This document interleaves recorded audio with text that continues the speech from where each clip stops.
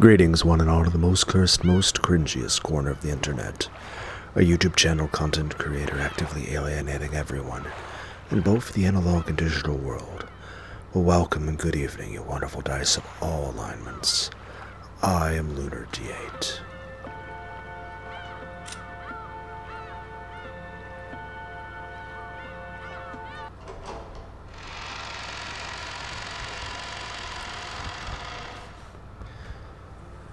I was in the kitchen of the mansion, grabbing some food without permission.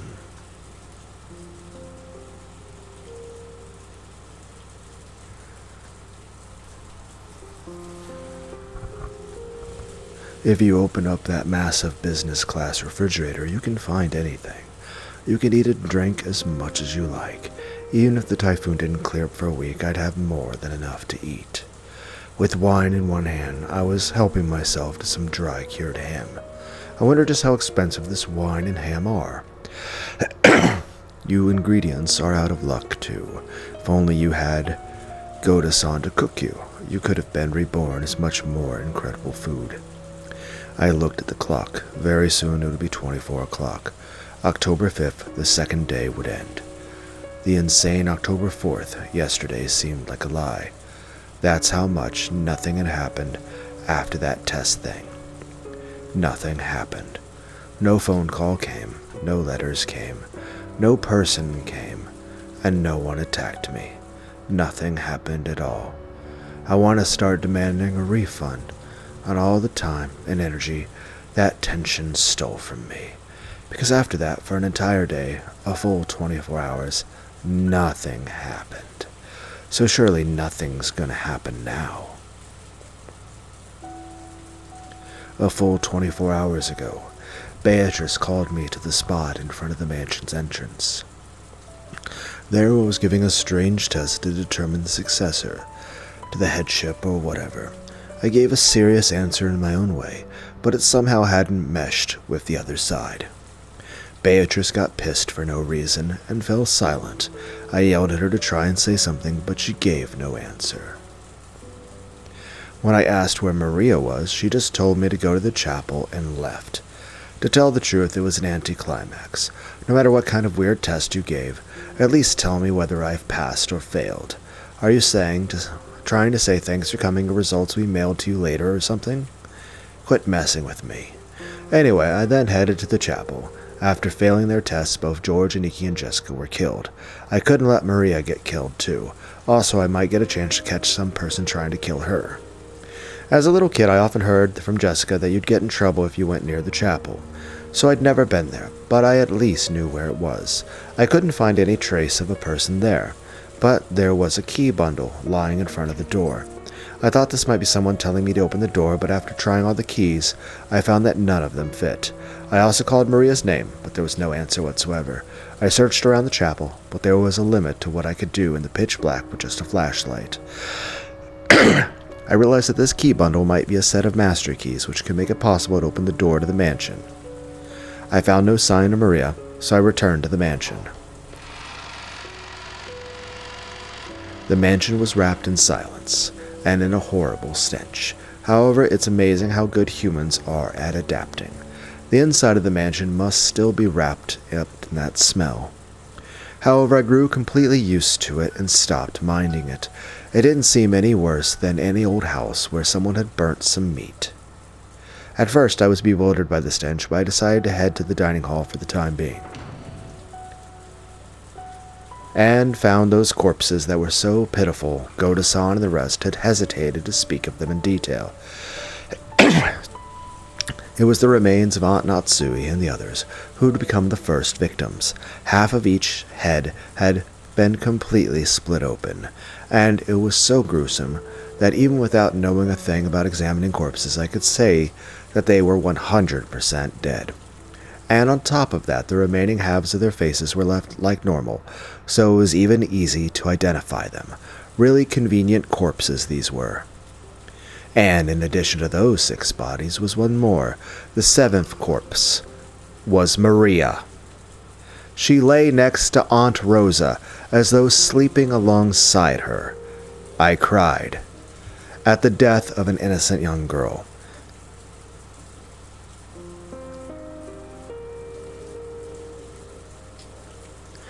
and at the cruel way my dad and the rest had died. I raced through the mansion swinging the hat stand spear, yelling, "Come out here, bastard." But I couldn't find any trace of anyone else. Thinking they might be planning to hide somewhere and attack me from behind, I went around searching for hiding places, sometimes growing more cautious, and sometimes intentionally letting my guard down in various ways, but in the end, not even a kitten appeared. Then morning came. My tension and fatigue combined with my drowsiness, making for the worst kind of dawn. Humans are pretty incredible. Oh, we had an update.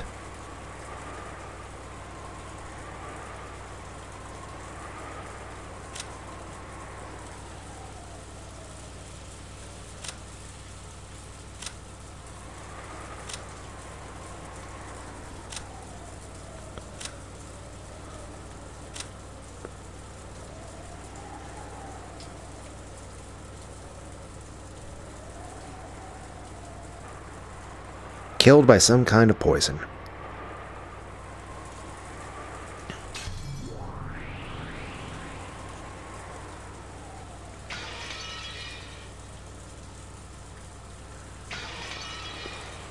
Even when a murderer might be hiding somewhere, we prioritized drowsiness and fatigue over our own lives.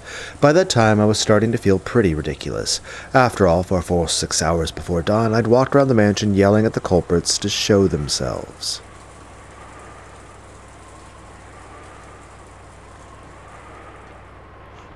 My search had been a careful one, and I'd tired myself out and let my guard down. Even so, no one came to attack me. Basically, I lost patience with them and figured they could do whatever the hell they wanted. The boat won't come until the typhoon passes. They said on TV it won't pass until tomorrow. So, I've got another full day today. Lazing about lost its interest, and even though I knew it would probably make the police mad, I decided to play detective a bit. First was the dining hall where the very first murder had occurred. The 6 who had been killed in the very beginning were pitiful. The weapon used was probably a gun. Maybe their heads were split by something powerful like a magnum bullet or a shotgun. It was a reasonable theory to hold. Compared to that, the 7th corpse, Maria, had died in a much better and cleaner way. At a glance, I could see no external wounds and didn't understand how she had been killed, but by her mouth were traces of bubbles that she might have spat out, and it looked like a typical death by poisoning that you might see in a TV drama. Wasn't Maria called out to the chapel and given a test, so why was she in the corpse-filled dining hall lying next to her mother, dead?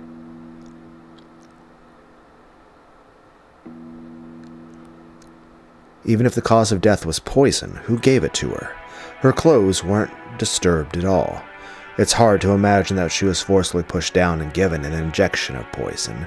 It's probably better to assume that she was given a capsule of poison or something that made to swallow it. But compared to the scattered and violently mutilated corpses in this room, Maria's corpse was too clean. If they had a gun, they only needed to pull the trigger. But poisoning, whether by having her drink it or by injection, would take a lot more effort. Considering the culprit's brutal nature, you'd think Maria's death alone was given special treatment. Why was only Maria given a sleep-like death? True, being killed is always a pitiful thing, but for some reason, Maria's death alone seemed very courteous to me. Both of Maria's hands were joined on her chest, as though the dead person had put them there herself. Did Maria do that herself before dying?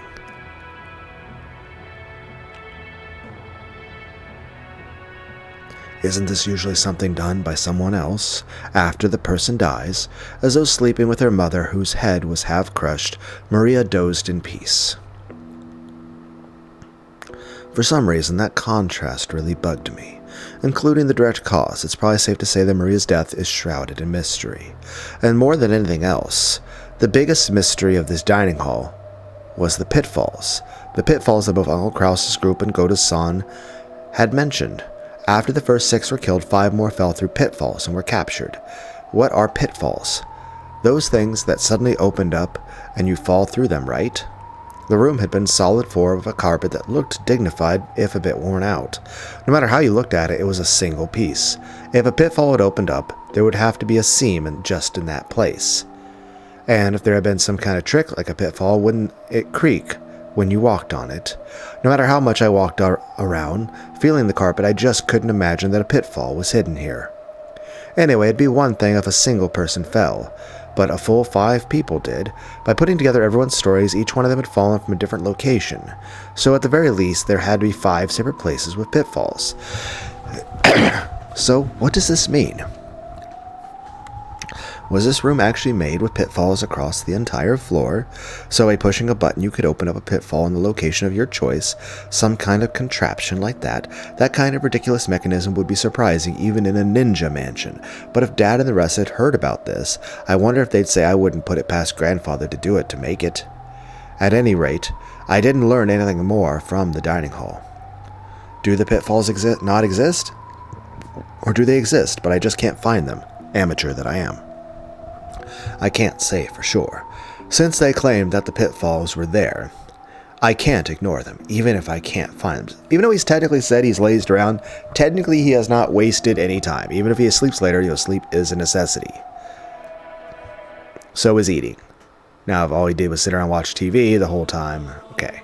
The next ones to be killed were Jessica and George and Nikki. I discovered George and Nikki when I'd been called out for my test. He had been called out to the arbor in the rose garden and probably shot in the forehead with a gun.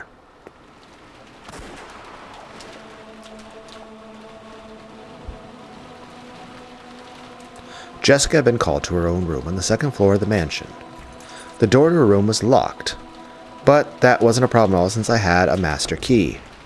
Inside the room, it was horrible, but after the dining hall I was used to the corpses, so I'd built up a bit of an immunity. The phone receiver was loose and dangling.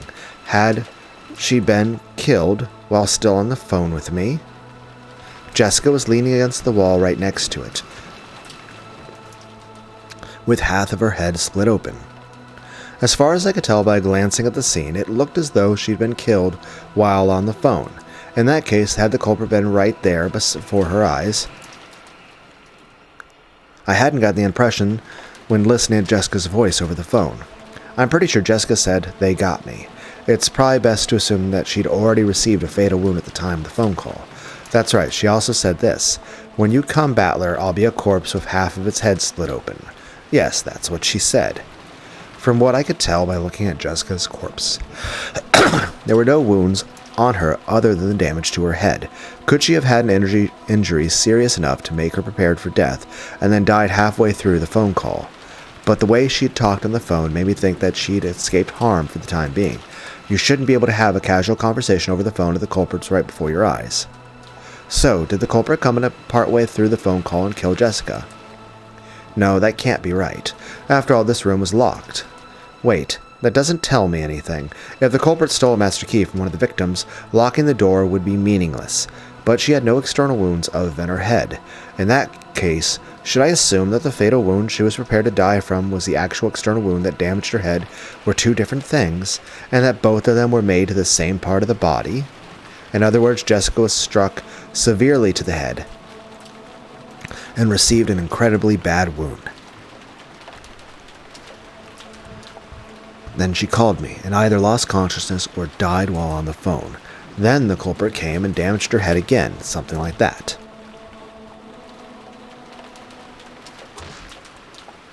After being called to this room, Jessica was attacked by the culprit and received a serious injury. Then the culprit thought she'd been killed and went away for the time being. But Jessica miraculously started breathing again,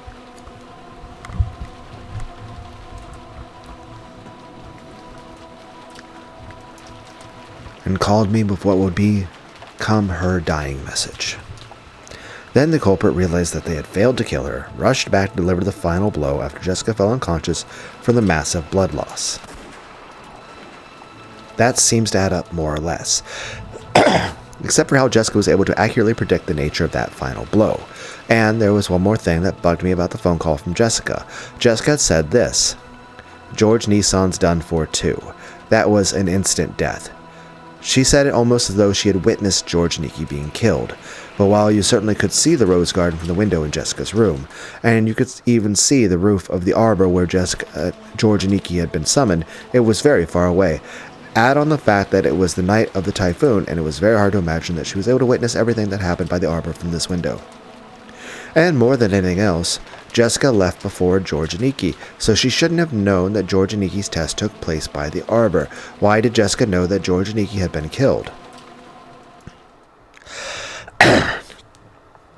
Also, during my search of the entire mansion, I found Kairi-san's corpse as well. Here I was hoping she lived.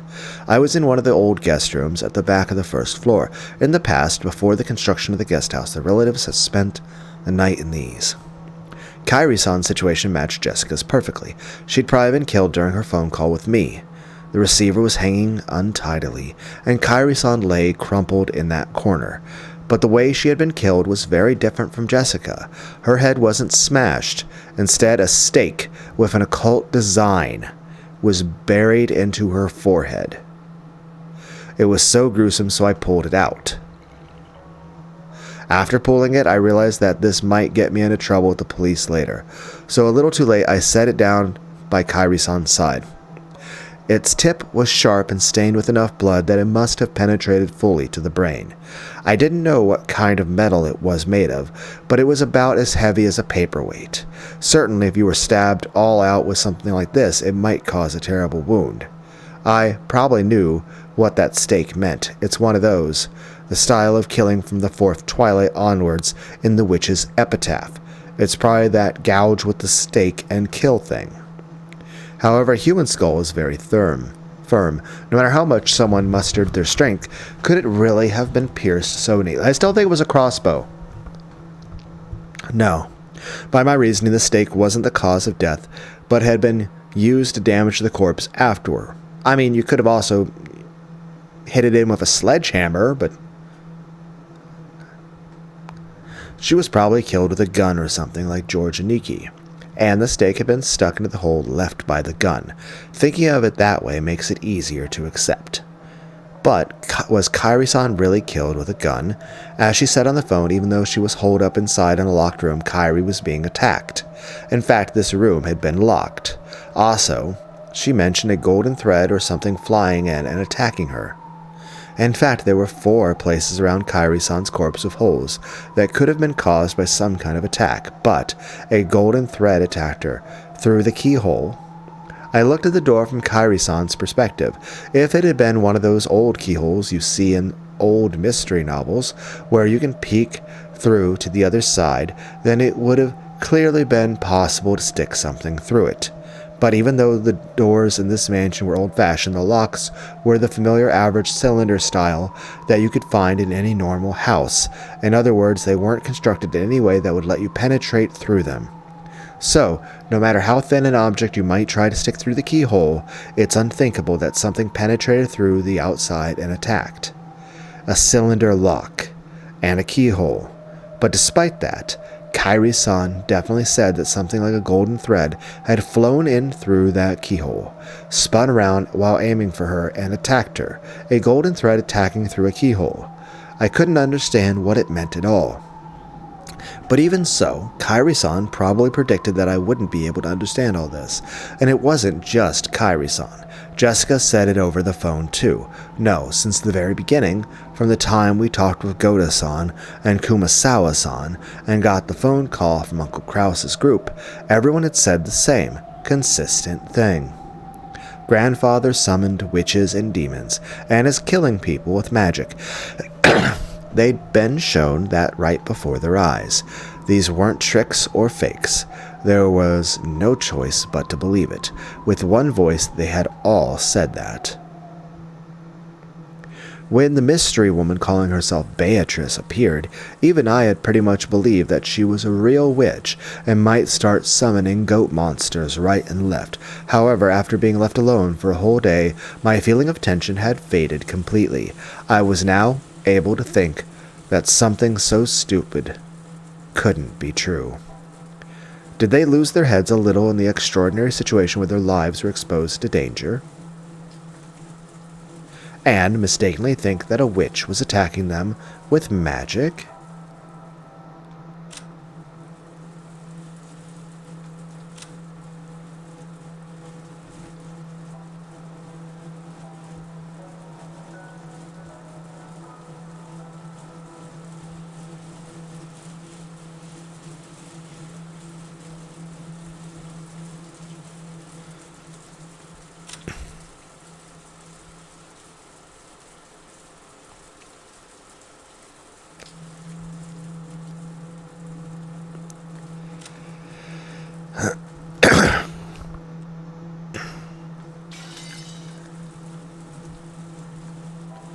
But multiple people gave the same kind of testimony, and on top of that, none of their opinions conflicted with each other.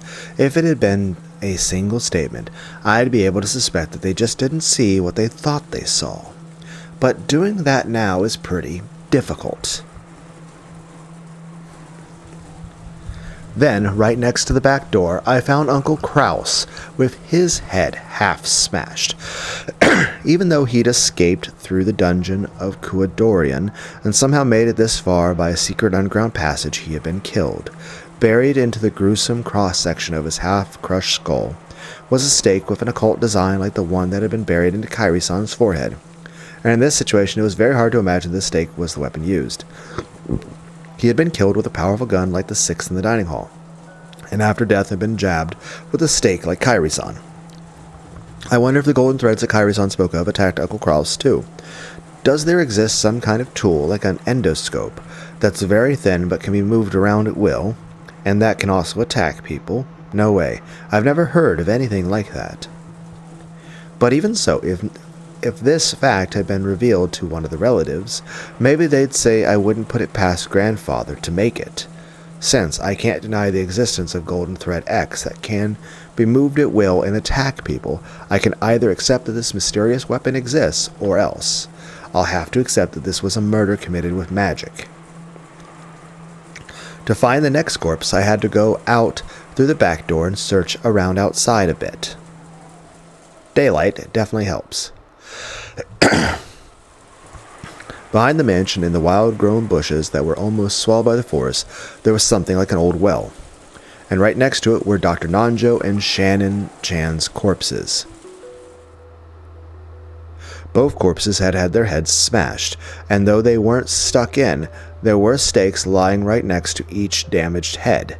Each corpse was atrocious, but having to look directly at Shannon Chan's lovely face, which had been half blown away, was very painful.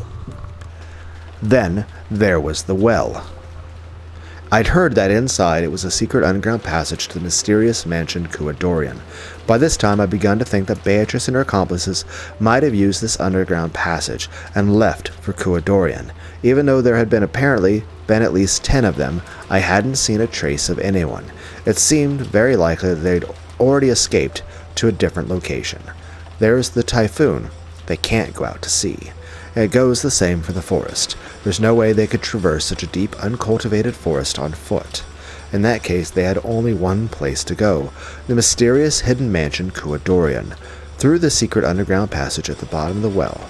By this time, I had entirely lost my fear of being killed if I happened to come across the enemy. Don't fuck with me. This time I'll storm into your mansion. What the hell? Damn it! The old well had a firm cover on it. The cover was an iron grill. The gaps between the bars were perhaps 20 centimeters across.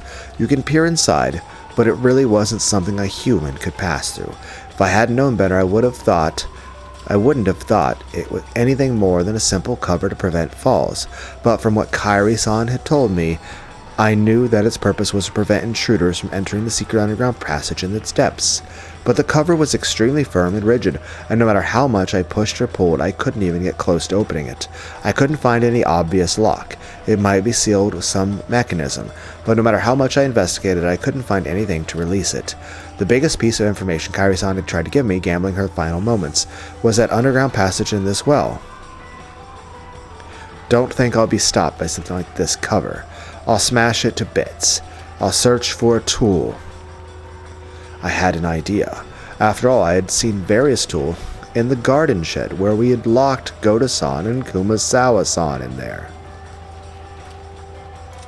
but it's still locked.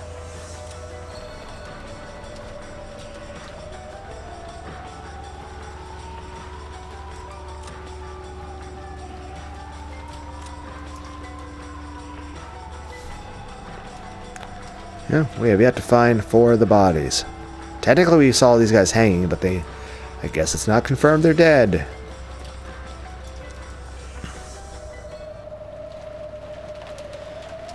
But the shutter to the gardening shed was locked. On top of that, the key was with Goda-san, who was dead on the inside. In other words, this gardening shed was a closed room. There was no way to open it from the outside. In that case, I've got to break the shutter. There has to be a tool for that somewhere. Kinda feels like I'm going in circles here.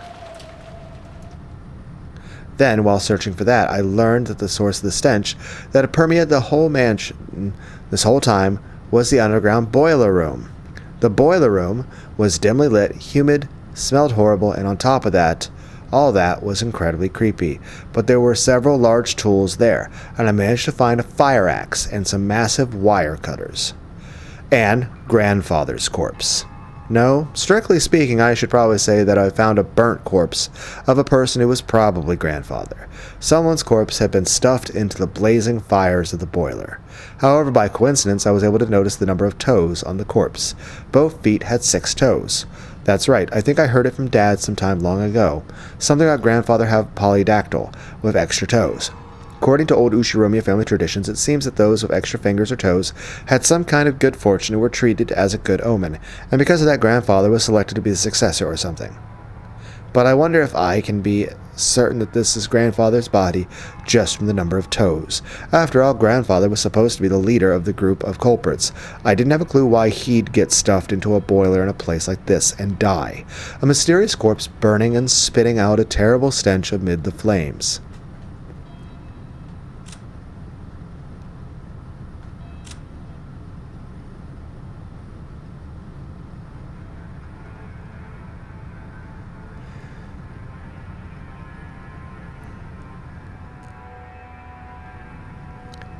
Okay, they're still not.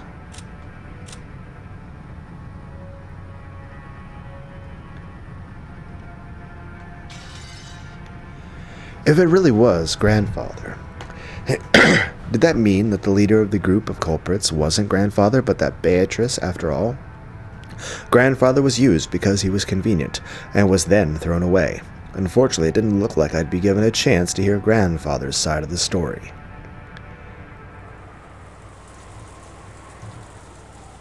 Is it possible that Ava's somehow alive, or Rosa's somehow alive? Now that I had obtained a tool, I thought about rushing to take on the cover of the well, but I decided to break the shutter of the gardening shed first. I had plenty of time to kill anyway. I figured I should check on the condition of Goda-san's and Kumasawa-san's corpses. I hit the shutter with the axe, breaking into it, stuck the wire cutter into the crack, and scissored around, opening up a hole. Then I faced Goda-san and Kumasawa-san's corpses once more. As a result, I learned a new fact. First, they had not died by being hung by the neck. Both of their feet were solidly on the floor, and on both of their foreheads were signs that they had been shot with a gun. The loop seemed longer than a normal noose. On top of that, the length was different on each to match the height of the person. In other words, the lengths had been adjusted so that both Goda-san, who was tall, and Kumasawa-san, who was short, had their feet solidly but barely on the ground. Also, while the ropes carried both of their weights, as their heads lolled, both of them had somehow had some slack below their knees. This meant that if they stood up with these loops around their necks, there would have been some extra length. In other words, these loops wouldn't have been that great for hanging people. The direct cause of death was probably a shot to the head. It was gruesome. Their insides were still dripping out from those gaping holes, staining their faces a deep red. It's probably best to assume that they were then hung, pulled up, and then left exposed like that. If they had been shot with a gun, they would probably have been lying down on the floor. If that had been the case, you wouldn't have been able to tell they were dead even if you peeked through the window. The mountain of stuff would have gotten in the way, so if they'd been lying down, they would have been hidden. To make the deaths of these two known to the rest of us who couldn't go inside, they would have had to hang them like this, making it visible from the outside. Was this done to get back at us for thinking that these two would surely be safe if we left the key with them? I wonder where the shutter key we gave Goto-san, which should have ensured their safety, is now. That key was in the pocket of his trousers. The gardening shed key had been kindly left there, and even the plate was attached. In other words, the gardening shed had been a closed room after all.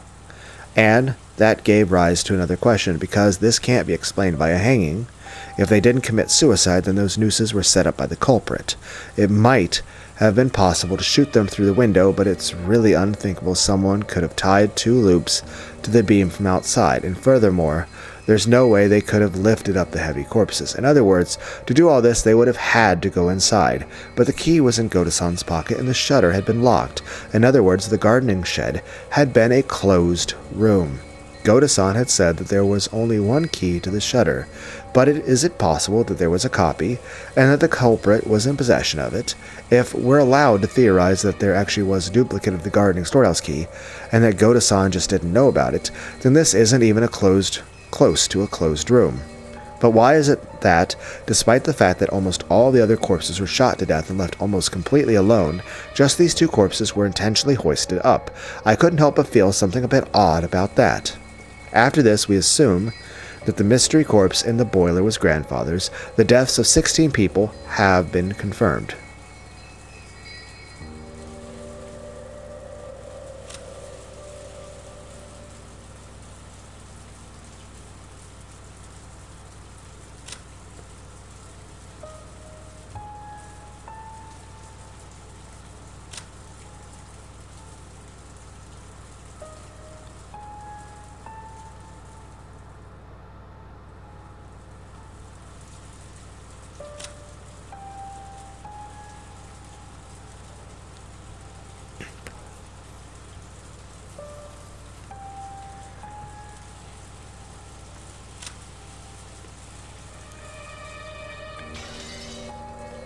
There were 18 people on this island. I'm here, and there are 16 corpses. Cannon-kun's corpse is the only one I haven't been able to confirm.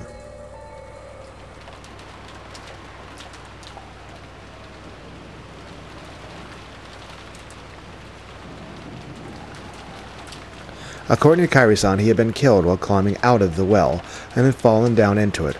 So with the well closed up like this, it's impossible to check.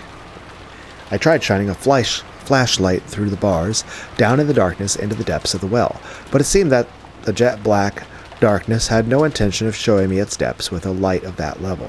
It looked like I'd have to break the bars after all. Using the axes and things I'd dragged from the boiler room and the gardening shed, I tried breaking the cover of the well. But the metal bars were extraordinarily sturdy, and breaking them wasn't easy. I hit them with the axe over and over until my hands started feeling weird, and eventually gave up on breaking them. It's impossible. If they were at least wood, I might have been able to break them, but this metal... That's right, there's no way you can slice through metal bars like butter with a human's strength. I can't even begin to understand the story about how Cannon cut through the metal bars. A saw? I heard that a light like a red laser beam grew out of his arm, and that he sliced through the metal bars like he was cutting through them through butter. Cutting through metal bars like butter. And what's with the red laser beam? He's a Jedi.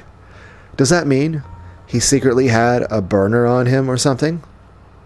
And used that to burn through the bars? Still, just what kind of laser could cut through metal bars like butter? It almost sounds like some kind of laser beam you'd find in those robot anime I'd loved as a kid, doesn't it? Does something like that actually exist? And how did Cannon-kun get that laser beam? No matter how much I want to ask him, he's already been killed. Plus, even his corpse is now in the depths of the well beyond this cover.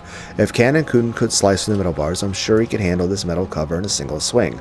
It feels just like the closed room from Goto-san was locked in while holding the key. Only one person can open the door, but they're locked inside. If only I had the power of Cannon-kun's, I'd be able to do something about this cover myself. Just who is Cannon-kun? He couldn't really be a non-human being capable of using a strange power, right? Kairi-san told me to believe in witches, and I even met an insane woman calling herself one. Could Kanin-kun possibly be a human on the witch's side? Or else the culprit? What the heck? Am I gonna start treating him like the culprit just because I can't find his corpse? Episode 2 reminder. Ho, treating him like the culprit because there's no corpse.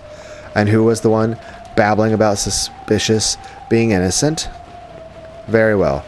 I couldn't bear having you push all the crimes on Kanin-kun and building a human culprit theory that way. I will guarantee it with the red. Kanin is dead. Among the 5 people in Kairi's group, he was the first to die. In short, he was the 9th victim. Okay, so you're not telling real-world battler this, but you're telling debate battler. Since there's no corpse, I can't say for sure that Kanin-kun is dead. So my whispering in red does not reach the peace you. But it did reach you, right?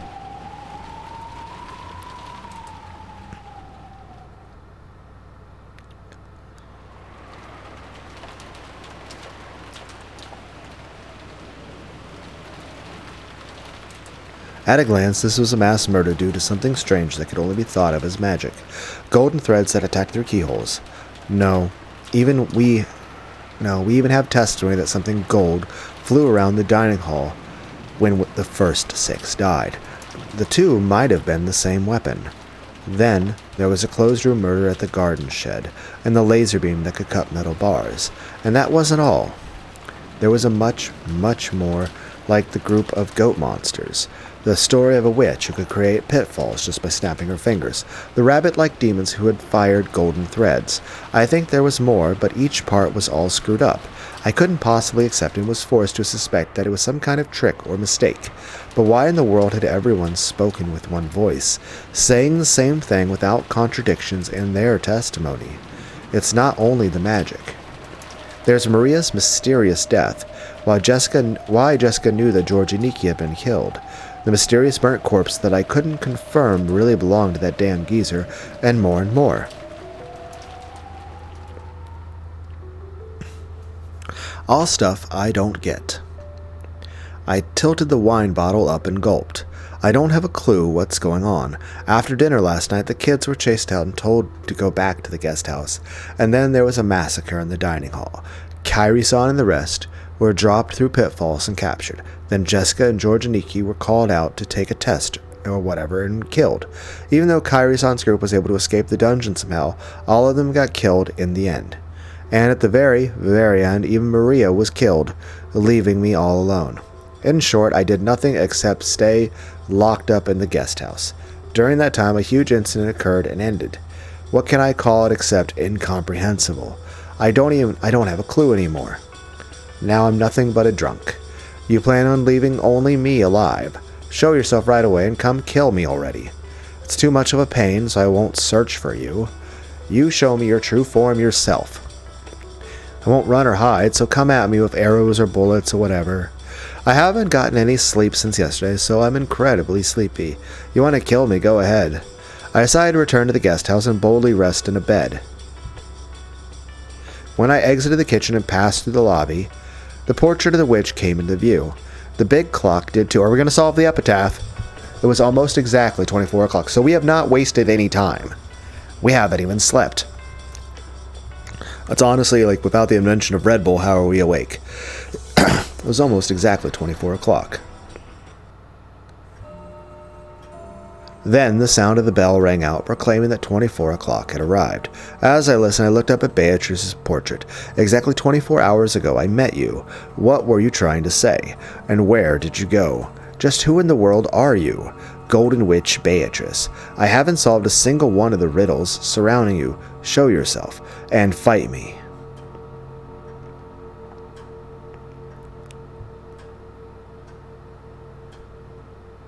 Then the witch showed herself. Like a guest of honor finally appearing, she showed herself on the landing at the top of the big staircase. So, you finally show yourself? I've been kept bored for a whole day. Correct. I gave you a whole day. Was that enough for you to fully exercise the rights of the human side? Yeah, I was bored after all. I did a heck of a lot of it. Angie was a good piece. Don't you speak Angie's name. She appeared through a miracle, sacrificed herself, and gave you the tenacity required for a certain victory. Don't you speak Angie's name. That brutal death was something you needed. If you hadn't seen that death, you wouldn't have grown serious. Without the wake-up call of Angie's ill-fated future, your tenacity for victory would not have been born. I told you not to speak Angie's name. In short, she was a necessary sacrifice. Otherwise, an anger great enough to kill me would not have been born in you. The rivalry between us cannot be destroyed. Damn you, Lady Berncastel. It's more fitting to call that a trump card than a piece.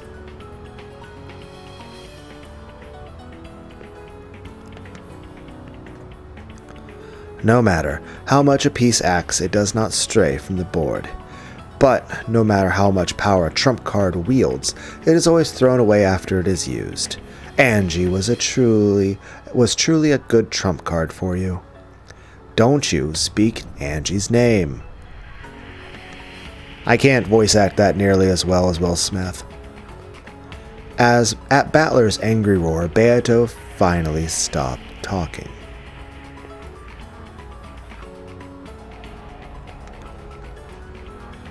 You know, I don't have time to play around a place like this anymore. Even a tie will keep Angie waiting.